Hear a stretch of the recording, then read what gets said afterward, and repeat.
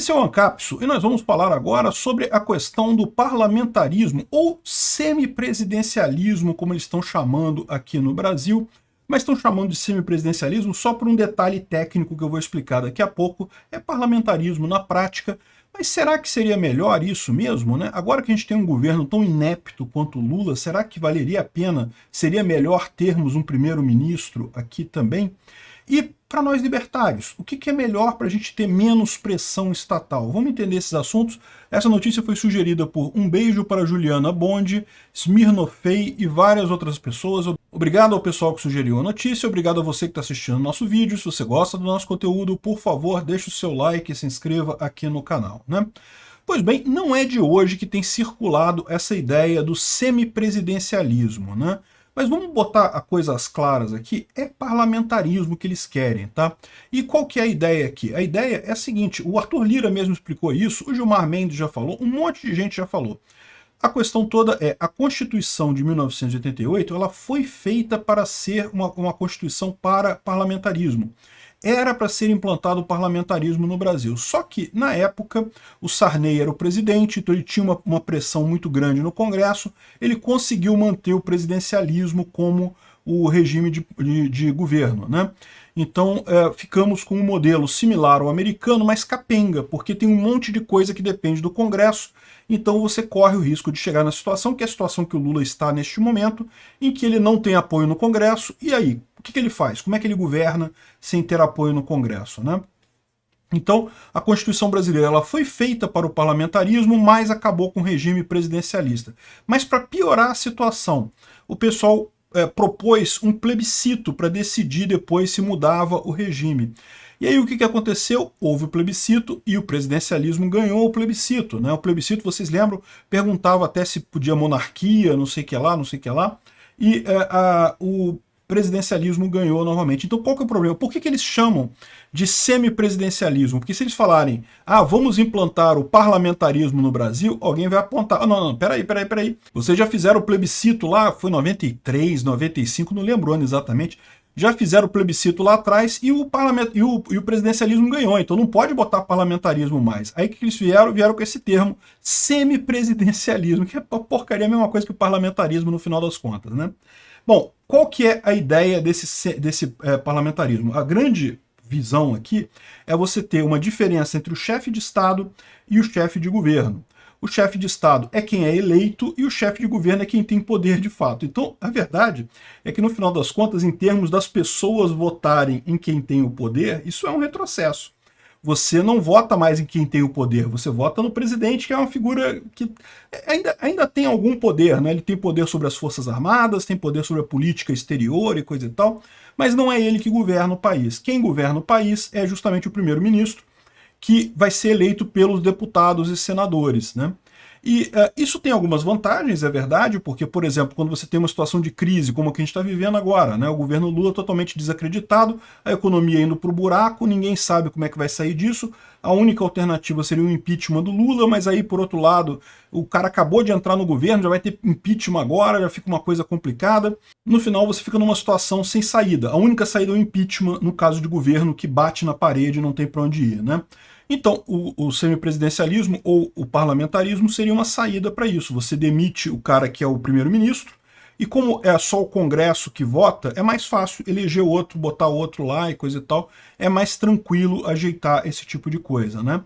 Então, assim, do ponto de vista prático, é melhor. Agora, representa de fato uma diminuição do poder do povo em escolher quem está dirigindo o país, porque você vai votar no deputado e é o deputado que vai votar no presidente. Então, ou seja, é como uma volta à época da eleição indireta, em que você votava no deputado e os deputados que elegiam, né, o presidente de fato, né?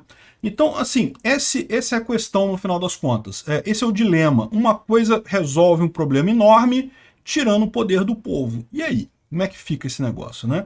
Você está falando do povo brasileiro, aquele povo que votou no Lula, que acreditou na Rede Globo, que achou que a pandemia era uma tragédia enorme, porque, né, a Rede Globo falava e coisa e tal. Enfim, é desse povo que a gente está falando, um povo facilmente enganável por um monte de bandidos por aí. Será que vale a pena mesmo deixar poder na mão desse povo aí? É uma questão que realmente tem que ser pensada com calma nisso daí, né? Enfim, O fato, porém, é aquilo que eu digo para vocês. O governo está caminhando para esse parlamentarismo de qualquer forma. Tem até um artigo aqui já de alguns dias atrás aqui do Vinícius Torres Freire, que deve ser um socialista desgraçado, né? Só por escrever na Folha de São Paulo já dá essa dica, e que ele fala aqui, ó, como Lula pode lidar com o parlamentarismo branco de direita?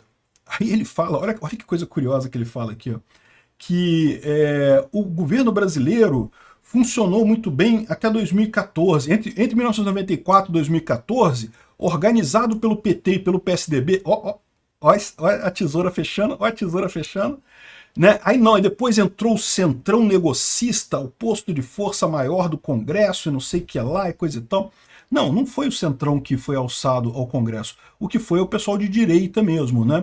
A questão toda, no caso do governo Bolsonaro, ele não teve alternativa que não fazer negócio com o centrão, porque ele estava no mesmo problema que o Lula, né? Pelo menos Bolsonaro, na hora de fazer negócio com o centrão, ele fez negócio da maneira correta, de maneira ideológica, cedendo cargos técnicos e coisa e tal, fazendo a coisa realmente uma troca de apoios ideológicos, políticos, né? O PT não, o PT faz loteamento, né? Tá loteando todo mundo ali, quem dá mais, quem leva mais voto ganha e coisa e tal, não interessa se o cara tende para um lado ou tende para o outro, tá no desespero completo. E é por isso que tá naufragando no final das contas.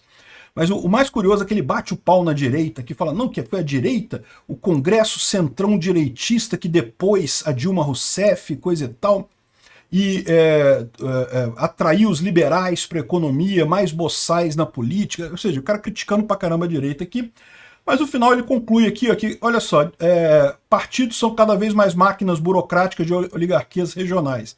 Discordo, ao contrário, os partidos estão cada vez mais ideológicos, por mais que muitos tenham ainda essa estrutura de atender uma liderança forte local, a maior parte dos deputados está cada vez mais ideológica. E sem articulação social maior, essas organizações são mais liberais ou de extrema direita, problema para a esquerda. Ou seja, o que é sociais, né? Lógico, é a pauta da esquerda, ele quer levar todo mundo para a esquerda.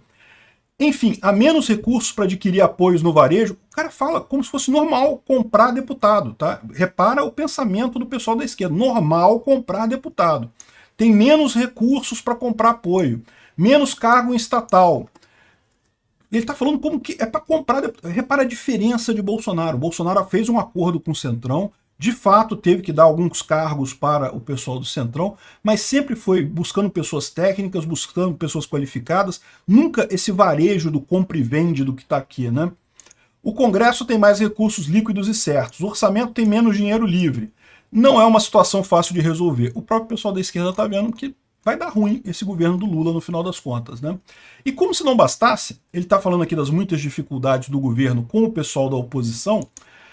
Tem um outro ponto aqui também que é mais significativo ainda, que é a queda de braço entre o PT e Lula, porque muitas das ideias que o próprio pessoal do Lula, o Ministério do Lula está colocando, não agradam ao PT de forma geral. O caso do arcabouço fiscal é um deles. O pessoal não está gostando, o pessoal do PT mesmo. Então está arriscado o próprio PT votar contra o Lula nessas matérias no Congresso, né? Olha só, quem precisa de Congresso parlamentarista de centro-direita, como ele está dizendo aqui, se você tem até a esquerda votando contra o governo de esquerda, não é mesmo?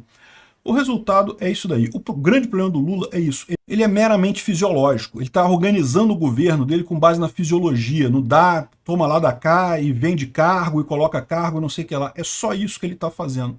No final das contas, está levando todo mundo para o buraco. Por quê? Porque se você não tem uma ideologia, se tudo é preço, é valor e coisa e tal, o Congresso não se sustenta. Vai todo mundo perceber que quanto mais você exige do Lula, ele é obrigado a pagar, porque senão ele não governa. O Lula está caminhando rapidamente para uma quina sem saída. E com esses escândalos todos que estão acontecendo aí, e não sei não. Obrigado por assistir o vídeo até o final. Além de curtir, compartilhar e se inscrever no canal, considere se tornar patrocinador com valores a partir de R$ 1,99. Clique no botão Seja Membro abaixo para saber as condições e vantagens de patrocinar o canal. Mais informações sobre o nosso projeto, visite nossos sites indicados na tela.